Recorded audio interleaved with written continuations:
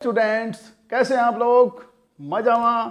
तो देखिए, अब आपके सामने आज हम लेके आ गए हैं आपका पीजीओ क्लासेस में 12th क्लास का chapter 1 electric charge and field. और ये इस चैप्टर का सेकंड लेक्चर है। और आपने, मुझे पूरी उम्मीद है कि आपने फर्स्ट लेक्चर देखा होगा। आज जिन बच्चों ने फर्स्ट लेक्चर देखा था तो वहाँ पर हम आपको बताए थे कि आपकी पूरी जो फिजिक्स है उसमें कितनी यूनिट्स है, किस यूनिट में कितने चैप्टर्स है और कौन चैप्टर्स कितने मार्क्स का आपका सीबीएसई बोर्ड में आता है। हमने वहाँ पे कंप्लीटली आपको पूरा का पूरा डिस्क्रिप्शन दिया था।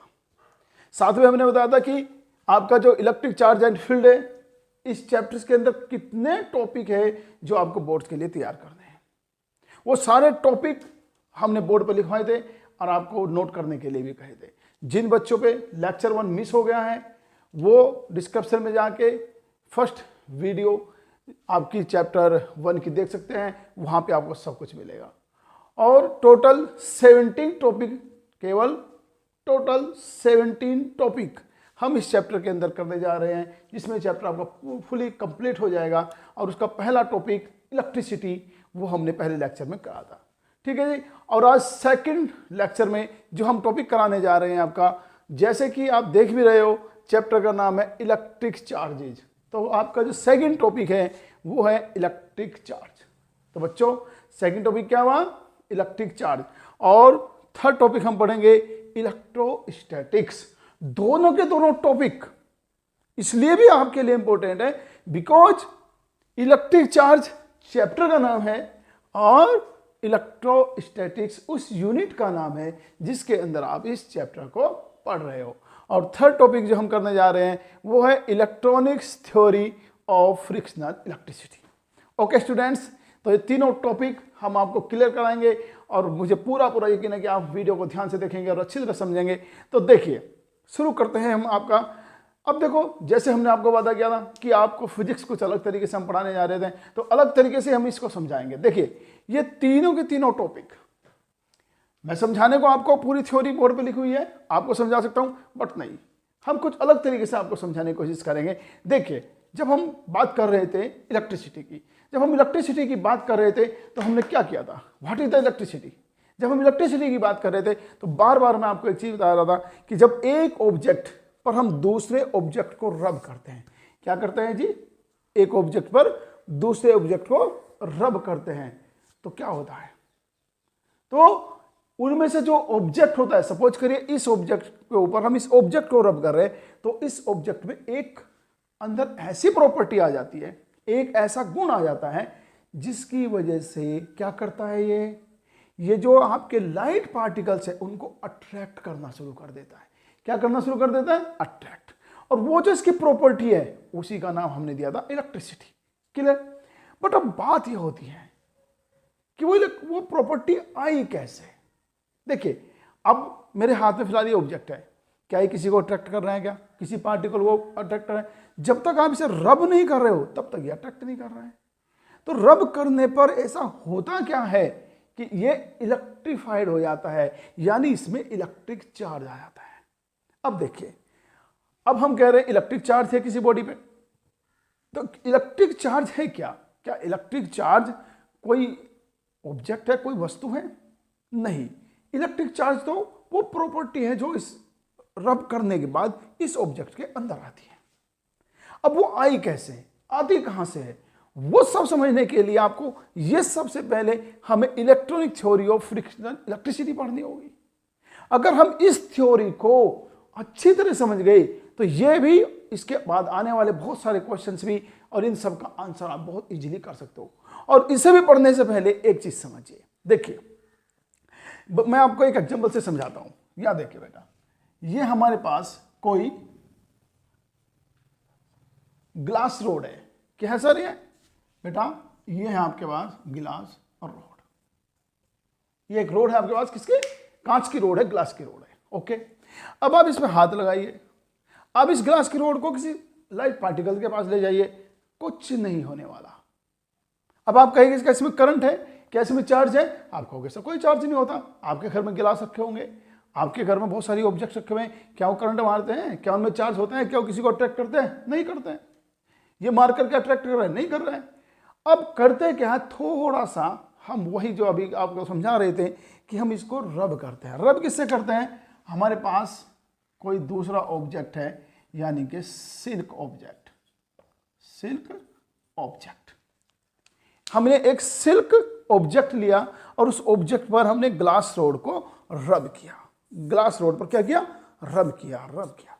जैसे ही हम इस ग्लास रोड को इस सिल्क के ऊपर रब करते हैं, और रब करने के बाद जब हम इसको इससे अलग कर लेते हैं तो हम क्या देखते हैं? जादू हो गया।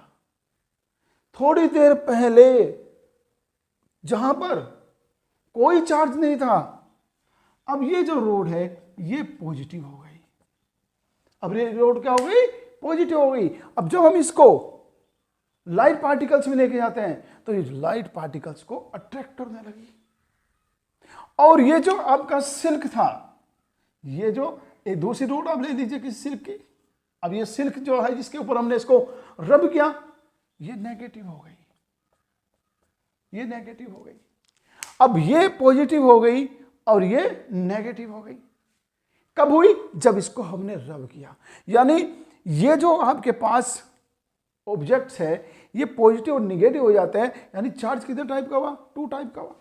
अब हमें पता लगा भाई पॉजिटिव एक निगेटिव, लेकिन बिना रब करे क्यों नहीं पॉजिटिव निगेटिव थे? रब करने के बाद ऐसा क्या हो जाता है कि ये पॉजिटिव हो जाता है, निगेटिव हो जाता है? और दूसरा क्वेश्चन ये भी तो आ जाता है, पॉजिटिव ये क्यों हुआ, ये क्यों नहीं हुआ? और ये नेगेटिव हुआ, ये नेगेटिव क्यों नहीं हुआ? अब चार्ज है क्या? कौन सी रोड पॉजिटिव होगी, कौन सी रोड नेगेटिव होगी? और चार्ज आता कहां से है? क्या चार्ज को हम पैदा कर सकते हैं? क्या चार्ज को हम खत्म कर सकते हैं? क्या उसको आप राइज कर सकते हो, डिस्ट्रॉय कर सकते हो? इन सब का क्वेश्चन का आंसर आपका अकेला टॉपिक देने जा रहा है, electronic theory of frictional electricity. तो तैयार बेटा आप सब उसके लिए?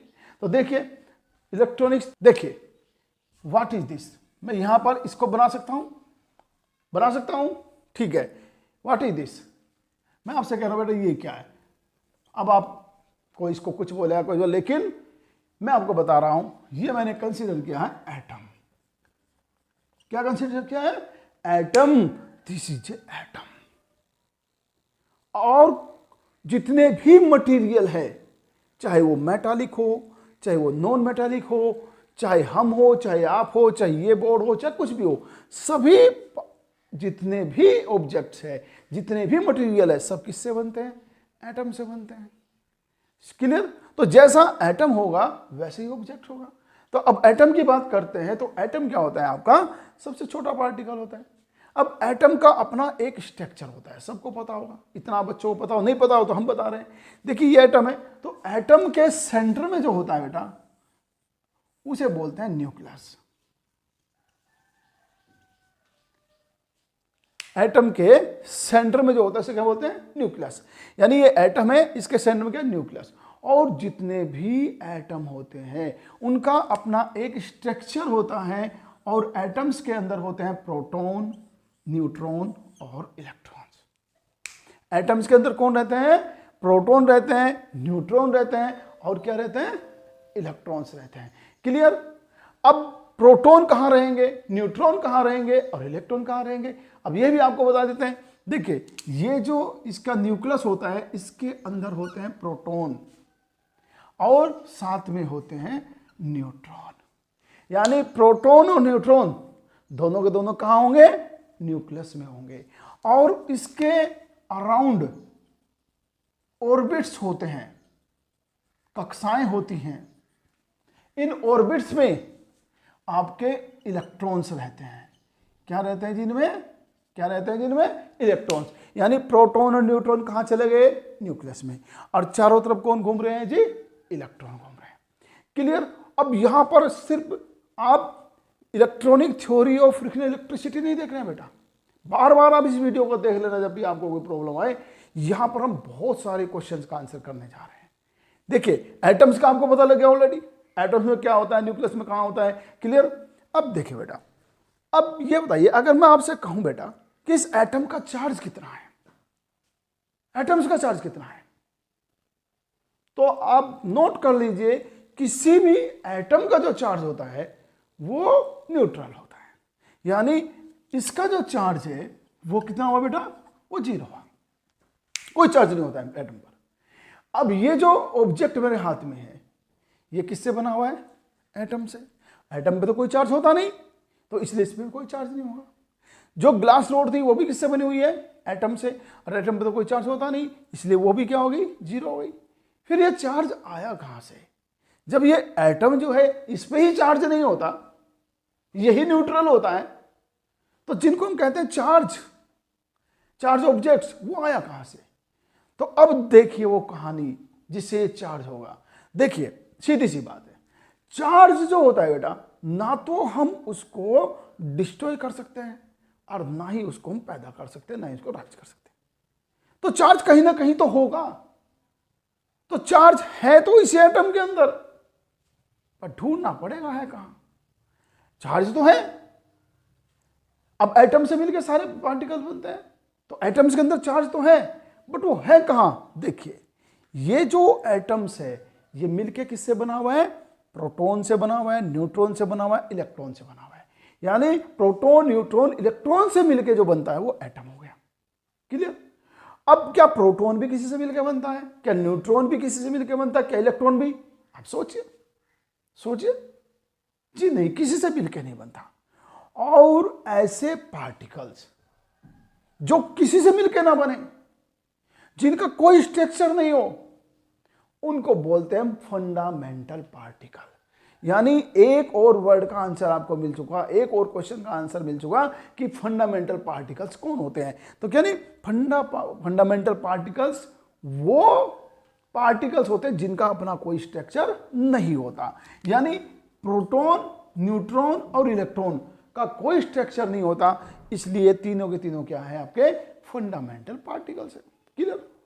अब ये जो फंडामेंटल पार्टिकल्स है, इनसे बना है एटम। तो अब आप एक बात बताइए भैया, जब इनसे मिलकर एटम बना हुआ है तो चार्ज इन्हीं पे तो होना चाहिए, चार्ज इन्हीं पे तो होना चाहिए।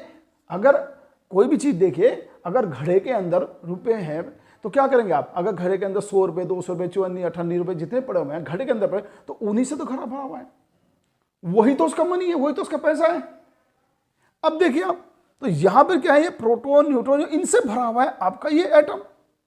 अब जो चार्ज इसका है, जो चार्ज इसका है, जो चार्ज इसका, उन सबको मिला के जो चार्ज बनेगा वही चार्ज किसका है, एटम का चार्ज है। एटम का चार्ज क्या है, 0 है। अब वो 0 कैसे हुआ, अब वो देखिए। अब proton, neutron, electron fundamental particle, और फंडामेंटल पार्टिकल का जो चार्ज होगा उसे ही हम कहते हैं फंडामेंटल चार्ज। अब एक और क्वेश्चन का आंसर आपको मिलेगा यहां पे, आपसे कब पूछा जाए कि what is the fundamental charge, तो क्या होता है, जो फंडामेंटल पार्टिकल्स जितना चार्ज कंटेन करते हैं, जितना चार्ज इन पर होता है, उसे हम बोलते हैं फंडामेंटल चार्ज, यानी बेस चार्ज।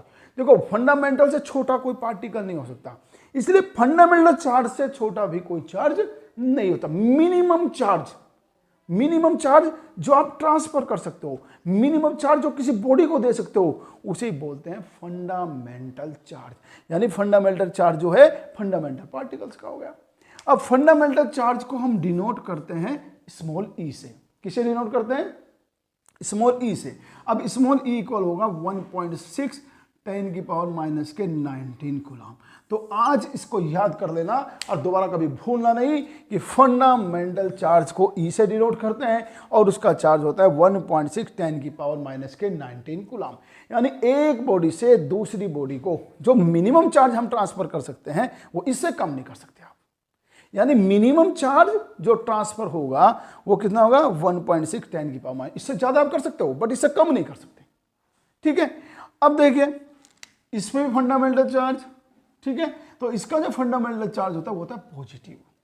यानी प्रोटॉन का जो चार्ज होगा वो क्या होगा, प्लस ई, और इलेक्ट्रॉन का चार्ज होगा माइनस ई, और इस पर कोई चार्ज नहीं होता। यानी प्रोटॉन पे चार्ज होता है, इलेक्ट्रॉन पे चार्ज होता है, बट न्यूट्रॉन पे कोई चार्ज नहीं होता। क्लियर। और आपने एटम के स्ट्रक्चर में पढ़ा होगा, 11वीं क्लास में आपने पढ़ा होगा कि किसी भी एटम्स के अंदर जितने प्रोटॉन होते हैं उतने ही भैया क्या होते हैं, इलेक्ट्रॉन्स होते हैं। न्यूट्रॉन पे तो कोई चार्ज होगा नहीं।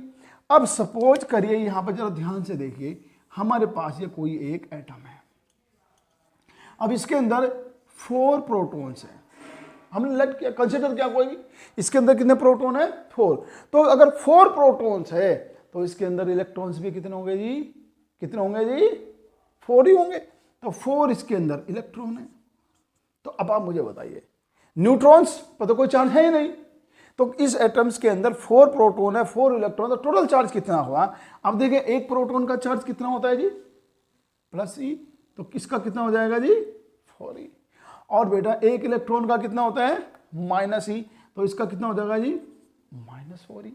तो 4E प्लस का, 4E प्लस का, अब हमें क्या करना है, दोनों को प्लस करना है। टोटल चार्ज के लिए प्लस ही तो करेंगे भाई, इतना इसमें प्लस है, इतना इसमें माइनस है। अब देखो कितना हुआ जी, 0। कितना हुआ, 0।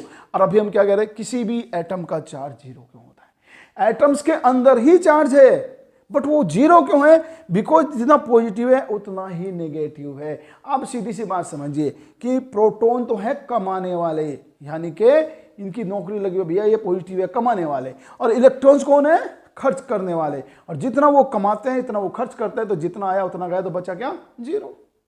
तो जितने इसमें प्रोटॉन है उतने इलेक्ट्रॉन है, जितना प्लस है उतना माइनस है, इसलिए क्या हो गया, 0। अब आप कहेंगे सर सीधी सी बात है, तो 0 तो सही आपने बता दिया। अब 0 कैसे हुआ तो पता लग गया।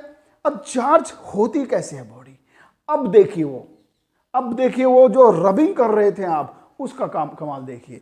अब होता क्या है कि देखिए, ये जो इलेक्ट्रॉन्स है ये क्या होता है आपका, अपने ऑर्बिट्स में होते हैं। और कोई भी जो एटम होता है उसका 1 ऑर्बिट, 2 ऑर्बिट, 3 ऑर्बिट, ऐसे ऑर्बिट्स हो सकते हैं। अब देखिए बेटा, ये जो आपका न्यूक्लियस है, इसमें कौन रहते हैं, प्रोटॉन, इसलिए ये तो होता है पॉजिटिव। और इसके बाहर जो घूमते हैं चारों तरफ, वो क्या होते हैं, इलेक्ट्रॉन्स। क्या होते हैं भाई, इलेक्ट्रॉन्स होते हैं। तो ये जो पॉजिटिव है और ये निगेटिव है, ठीक है। तो पॉजिटिव और निगेटिव दोनों के बीच जो फोर्स लगता है वो कैसे लगता है, अट्रैक्शन फोर्स लगता है। अगर चार्ज अलग अलग होंगे तो कैसा फोर्स लगेगा, अट्रैक्शन फोर्स लगेगा। और अगर चार्ज एक जैसे होंगे तो कैसा लगेगा, रिपल्सिव फोर्स लगेगा। तो अब ये जो आपका न्यूक्लियस है, ये कौन है, आपका न्यूक्लियस है, ये इन इलेक्ट्रॉन्स को क्या कर रहा है, अपनी तरफ क्या कर रहा है, अट्रैक्ट कर रहा है, यानी इनको ये बाहर नहीं जाने देता। सीधी सी बात है। अब मुझे एक बात बताइए, जो इलेक्ट्रॉन्स अंदर वाले में होगा उस पर ज्यादा अट्रैक्शन फोर्स लगेगा, या बिल्कुल जो आउटर में होगा उस पर ज्यादा लगेगा। सीधी सी बात है।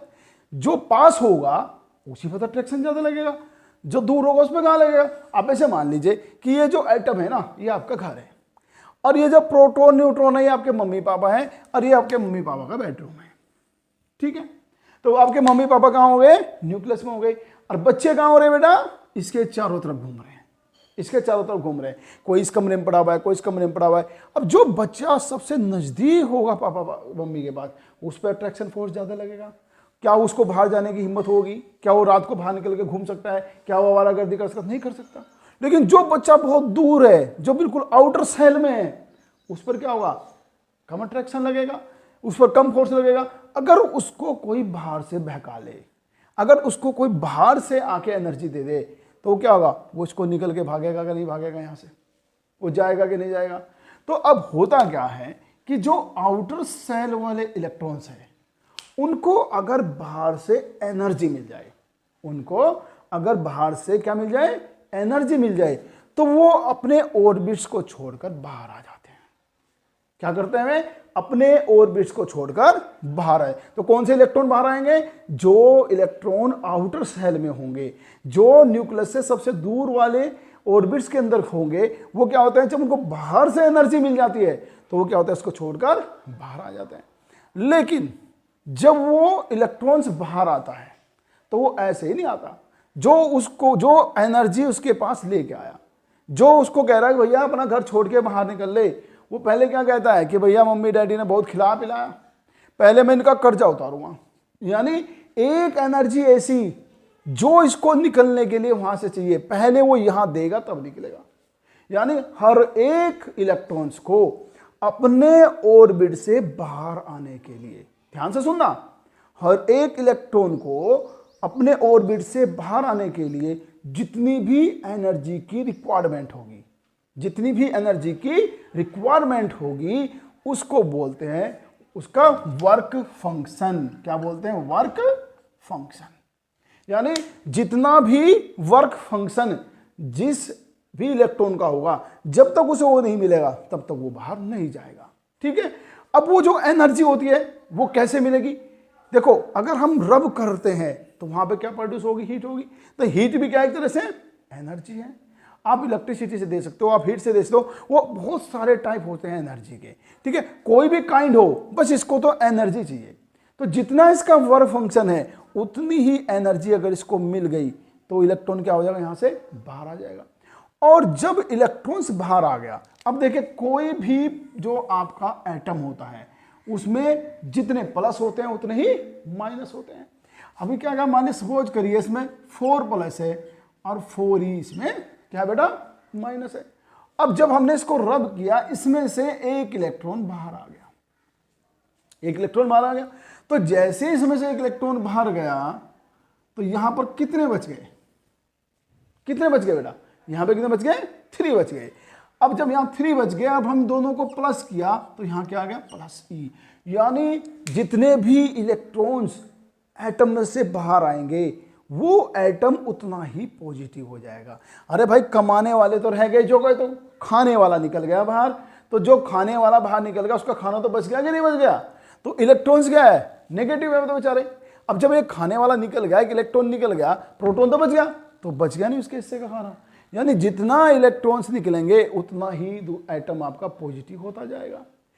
अब ये जो इलेक्ट्रॉन्स है, अगर ये इलेक्ट्रॉन्स इसमें से बाहर निकल के, जैसे ये कोई बॉडी है और यहां पर कोई एटम है, इस एटम में से एक इलेक्ट्रॉन निकला, तो ये जो एटम बच गया इसको बोलते हैं पॉजिटिव आयन। क्या बोलते हैं इसको? Positive ion. और ये जो इलेक्ट्रॉन बाहर निकल गया, अब ये इस पूरी की पूरी बॉडी में कहीं भी घूम सकता है। अब एक बताइए, जो बच्चा अपने घर से निकल गया और निकल के कहीं भी गांव में घूम फिर सकता है, उसे कोई रोकने टोकने वाला नहीं है, उसको आप क्या कहोगे? उसे आवारा बच्चा कहोगे कि नहीं कहोगे? उसे बैड स्टूडेंट कहोगे कि नहीं कहोगे? बैड बॉयज कहोगे कि नहीं कहोगे? तो ये जो इलेक्ट्रॉन्स है जो इधर उधर घूम रहे हैं, जो एटम में से बाहर आ चुके हैं, अपने घर में से बाहर आ चुके हैं, इनका नाम क्या होगा? बैड बॉय, यानी कि फ्री इलेक्ट्रॉन्स। आज के बाद अगर आपसे कोई पूछे what is the free electron, तो यानी बैड बॉय फ्री इलेक्ट्रॉन्स, वो इलेक्ट्रॉन्स जो एटम के अंदर रहते थे लेकिन वहां से एनर्जी लेके बाहर आ गए, वर्क फंक्शन की एनर्जी मिली, बाहर हो गई और इसमें बॉडी में कहीं भी तो उधर घूम रहे हैं, उनको क्या कहा आपने? फ्री इलेक्ट्रॉन्स, यानी कि बैड बॉय। आगे से हम बैड बॉय क्या करेंगे तो आप समझ जाएगा क्या किसकी बात करें? Free electron. अब आपको क्या लग रहा होगा कि ये फ्री इलेक्ट्रॉन बैड बॉय हो गए? भैया तो कुछ काम के नहीं, ये भी बहुत काम के हैं और इनका काम आपको आगे पता पूरी इलेक्ट्रॉनिक सीट पे चलेगी। ओके, तो ये जो होगा आपका पॉजिटिव, कैसे हुआ? कोई भी एटम पॉजिटिव कब हुआ? जब उसमें से इलेक्ट्रॉन निकले, यानी चार्ज तो था उसमें, बस उसको ट्रांसफर हुआ, निगेटिव उसमें से बाहर आ गया तो बच क्या गया? पॉजिटिव। अगर वो इधर उधर कहीं भी घूम रहा है तो फिर इलेक्ट्रॉन होगा। बट अगर हम उसको रब कर रहे हैं ऐसे कि वो एक बॉडी से निकलकर दूसरी बॉडी में चला गया, अब यहां पे बराबर में कोई दूसरा एटम था, अगर ये इलेक्ट्रॉन इसमें से इसमें घुस गया और इसमें पहले इससे कितने इलेक्ट्रॉन थे? माइनस के 2 ही, प्लस के 2 ही तो क्या प्रोटॉन और माइनस के 2 इलेक्ट्रॉन थे। अब ये एक और आ गया। अब देखो, कमाने वाले तो 2, खाने वाले 2 थे, पहले तो 0 था, एक और आ गया इसमें खाने वाला। अब ये तो माइनस हो गया कि नहीं हो गया? तो अब क्या होगा इसमें? देखो प्लस करिए, नीचे तो 3 हो गए, ऊपर 2 हो गए, यानी +2e -3 और ये क्या हो गया आपका? माइनस के e। यानी कितने इलेक्ट्रॉन्स गए इसके अंदर? एक। तो यानी एक इलेक्ट्रॉन अगर किसी के अंदर आएगा तो उस पर +-e चार्ज हो जाएगा। और 2 आते हैं, अगर इसमें 2 इलेक्ट्रॉन आ जाते हैं तो चार्ज कितना होता है? -2e। 3 हो जाता है तो -3। अब आप देखिए, चार्ज जो है वो ई के मल्टीप्लाई में ही चलेगा। क्यों? क्योंकि हम जो ट्रांसफर कर सकते हैं वो सबसे छोटे पार्टिकल को कर सकते हैं। मिनिमम कितना कर सकते हैं? किसको? इलेक्ट्रॉन तो इधर से उधर जा रहा है और इलेक्ट्रॉन का मिनिमम चार्ज कितना है माइनस के ई, यानी 1.6 10 की पावर माइनस के 19। तो जितनी ये बॉडी नेगेटिव होती जाएगी उतनी पॉजिटिव हो जाएगी। जिस बॉडी में से जितने इलेक्ट्रॉन्स बाहर आ जाएंगे वो उतनी पॉजिटिव, और जिस बॉडी के अंदर जितने इलेक्ट्रॉन घुस जाएंगे वो उतनी ही नेगेटिव। अब वो जो कहानी हम कर रहे थे, बता रहे थे आपको, अब उसको ध्यान से समझिए। जो थोड़ी देर पहले आपको हम स्टोरी बता रहे थे कि अब हो क्या रहा है। देखिए, जब हम एक बॉडी को दूसरी बॉडी से रब करेंगे, इस बॉडी को इस बॉडी से रब करेंगे, यानी ये जो आपकी बॉडी ए है और ये बॉडी बी है, बी के ऊपर हम ए को रब कर रहे हैं, ए को रब कर रहे हैं। तो अब क्या होता है कि या तो ए में से इसके अंदर जाएंगे या बी में से इसके अंदर जाएंगे इलेक्ट्रॉन्स। तो अब क्या है, अगर ए पॉजिटिव हो गई, ए क्या हो गई बेटा पॉजिटिव, तो आपको क्या बोलना है, पॉजिटिव कौन है जिसमें से खाने वाले भाग गए, यानी इलेक्ट्रॉन चले गए।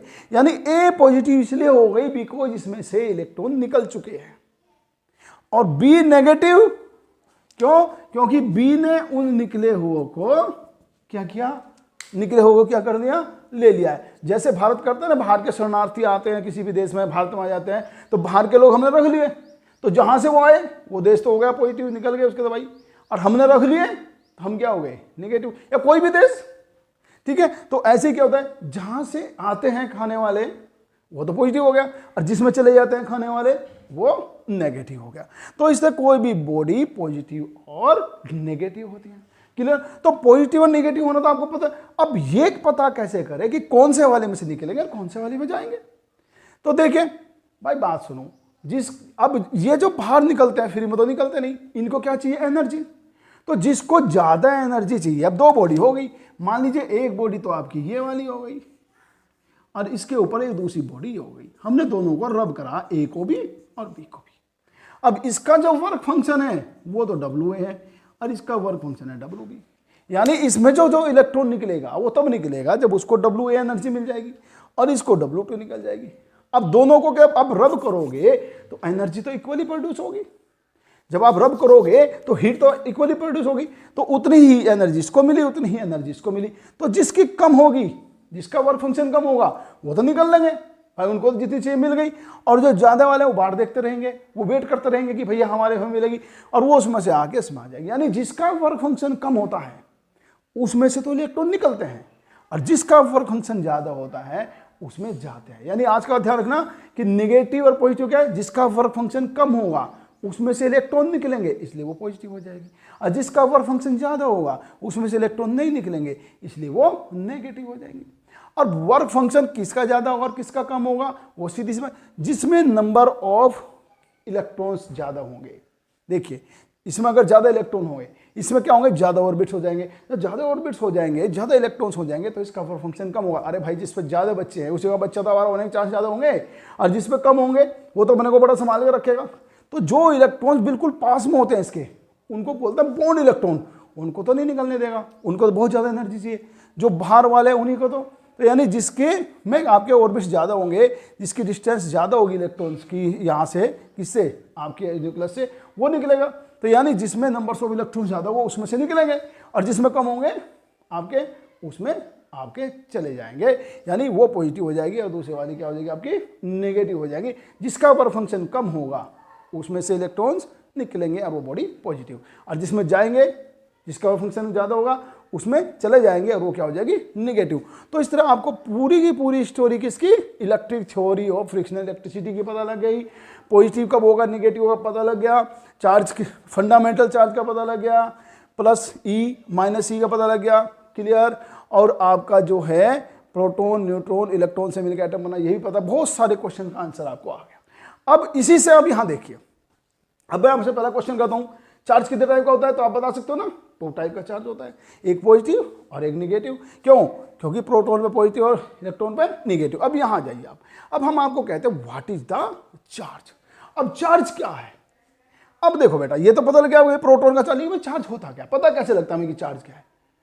अब चार्ज क्या है, चार्ज एक प्रॉपर्टी है। देखिए अभी मैं कह रहा हूं, आपने देखिए 11th क्लास के अंदर आपने बेटा 11th क्लास के अंदर बच्चों आपने क्या किया था, 11th क्लास के अंदर आपने ग्रेविटेशन लॉ पढ़ा होगा। वहां पे क्या होता है, ये एक बॉडी है m1 और ये एक बॉडी क्या है m2, और इनके बीच जो फोर्स लगता था उसे ग्रेविटेशनल फोर्स एफजी बोलते थे, अट्रैक्शन फोर्स। यानी दो बॉडीज के बीच ऑलवेज अट्रैक्शन फोर्स लगता है। बट जैसे इनको चार्ज करते हैं, देखो या तो पॉजिटिव पॉजिटिव चार्ज दे दीजिए या निगेटिव निगेटिव दे दीजिए, को पॉजिटिव को निगेटिव दे दीजिए, तो अब क्या होगा, इनके बीच ग्रेविटेशनल फोर्स लगने हो जाए एक इलेक्ट्रिक फोर्स लगेगा। वो अट्रैक्शन भी हो सकता है और वो रिपल्सिव भी। देखो एक जैसे के बीच कैसा लगेगा, अट्रैक्शन फोर्स, और अलग अलग के बीच क्या लगेगा, एक जैसे सॉरी गलती, एक जैसे के बीच क्या लगेगा आपका रिपल्सिव फोर्स, और अलग अलग के बीच क्या लगेगा, अट्रैक्शन फोर्स। अरे सीधी सी बात भाई, अलग के बीच तो लगता है अट्रैक्शन फोर्स। अब एक सिंपल सा देख लीजिए आप, अगर आप बस में बैठ रहे हो और एक सीट पे 3 लोग बैठे हो और कोई बॉयज चढ़ गया, तो दूसरा बॉयज उसको सीट देगा क्या, बिल्कुल भी नहीं देगा। और कोई लड़की खड़ चढ़ जाए बस के अंदर तो क्या होगा, सारे के सारे खड़े हो जाएंगे, नहीं हो जाएंगे, क्यों, बिकॉज अट्रैक्शन। तो प्रेम किन के बीच होगा, जो अलग अलग होंगे, और दुश्मन किन के बीच होगी, जो एक जैसे होंगे। तो जो पॉजिटिव पॉजिटिव है उनके बीच क्या लगेगा, रिपल्सिव फोर्स, और जो निगेटिव, जो आपका पॉजिटिव और निगेटिव है तो उनके बीच क्या लगेगा, अट्रैक्शन फोर्स। तो अब आपको ये पता लग गया कि भैया इन दो बॉडियों के बीच इलेक्ट्रिक फोर्स था। तो वो इलेक्ट्रिक फोर्स पहले तो नहीं था भाई, जब तक इन पर चार्ज नहीं था तब तक कौन सा फोर्स था, ग्रेविटेशनल अट्रैक्शन फोर्स। जैसे ही आपने इनको चार्ज किया तो इनके बीच क्या हो गया, आपका इलेक्ट्रिक फोर्स। इलेक्ट्रिक फोर्स कैसा, 2 टाइप का, या तो अट्रैक्शन या रिपल्शन।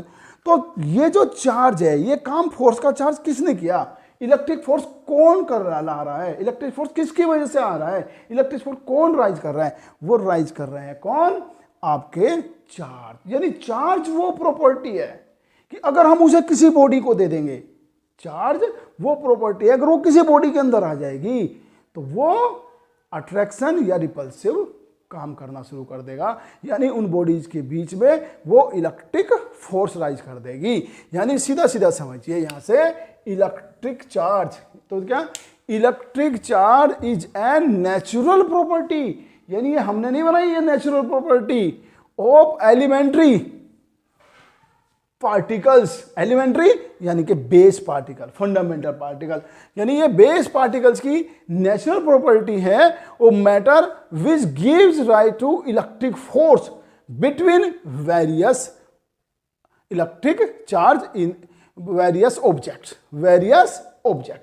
यानी अलग अलग ऑब्जेक्ट्स के बीच इलेक्ट्रिक फोर्स को जो राइज कर दे वो प्रॉपर्टी होती है इलेक्ट्रिक चार्ज। यानी आज के बाद ध्यान रखना, इलेक्ट्रिक चार्ज की डेफिनेशन है बोलोगे कि इलेक्ट्रिक चार्ज वो प्रॉपर्टी है जो क्या करती, जो नेचुरल प्रॉपर्टी है जो क्या करती है, आपका राइज करती है इलेक्ट्रिक फोर्स अलग अलग ऑब्जेक्ट्स के बीच।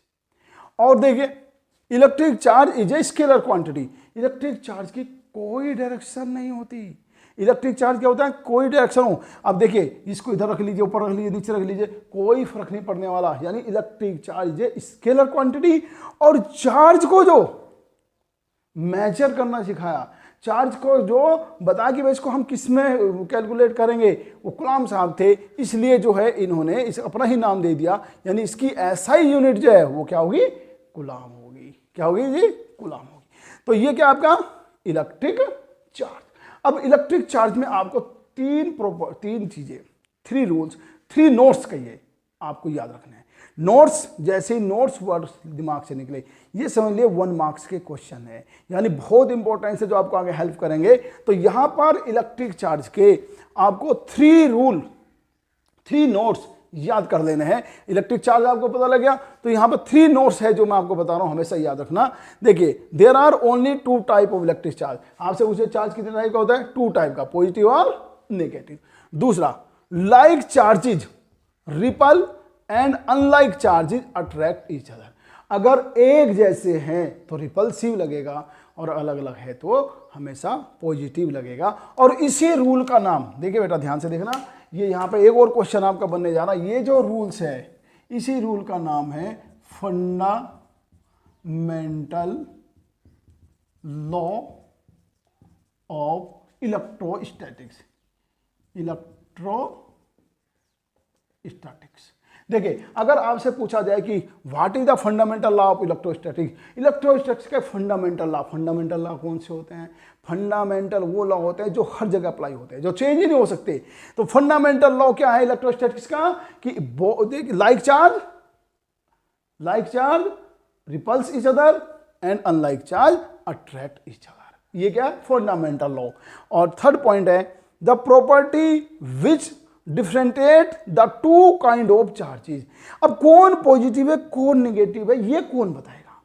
तो वो प्रॉपर्टी जो अंतर करती है, जो डिफरेंट करती है पॉजिटिव को निगेटिव को, उसी को कहते हैं पोलैरिटी। यानी ये इपोल यानी कि ध्रुव, यानी ये प्लस है और ये माइनस है। जो प्लस और माइनस को अलग करता है, वो जो प्रॉपर्टी है जो बताती है कि ये पॉजिटिव और निगेटिव है, उसी को बोलते हैं हम पोलैरिटी ऑफ चार्ज। ये 3 इंपॉर्टेंट नोट्स हैं आपके, जिनको आप अच्छी तरह याद करेंगे। एक इंपॉर्टेंट टॉपिक था इलेक्ट्रिक चार्ज, तो what is the electric charge. अब पूरा का पूरा इलेक्ट्रिक चार्ज अब आपको समझ में आ जाना चाहिए, कहाँ से बना, क्यों बना, कैसे बना, और आपकी इलेक्ट्रिक थ्योरी ऑफ इलेक्ट्रिसिटी वो आपको हो गया। अब यहां पे देखिए बेटा, एक थर्ड टॉपिक और है आपके पास, इलेक्ट्रोस्टैटिक्स। अब देखो बेटा, इलेक्ट्रोस्टैटिक्स इस यूनिट का नाम भी है। अब क्या आपको ये नहीं पता होना चाहिए कि जिस यूनिट को हम पढ़ रहे हैं भैया उसमें पढ़ेंगे क्या, उसमें होता क्या, इसका नाम इलेक्ट्रोस्टैटिक्स क्यों रखा हुआ है? तो देखिए, electrostatic is the study of electric charge. यानी इलेक्ट्रोस्टैटिक्स जो होती है वो क्या है? स्टडी ऑफ इलेक्ट्रिक चार्ज होती है। यानी जिसमें हम इलेक्ट्रिक चार्ज की स्टडी करें, बट एट रेस्ट। जब चार्ज रेस्ट में हो, मोमेंट में नहीं है। चार्ज कैसा होना चाहिए? रेस्ट में। तो यानी जहां पर हम क्या करते हैं? Study of electric charge at rest, जहां पर रुके हुए चार्ज की स्टडी करते हैं, उसको कहते हैं हम इलेक्ट्रोस्टैटिक्स। और हम यहां पे क्या पढ़ने जा रहे हैं? इस पूरी यूनिट के अंदर हम क्या पढ़ने जा रहे हैं? एक लाइन आपको सब बता देगी। इस यूनिट के अंदर पढ़ने जा रहे हैं, here we study the force, field and potential association.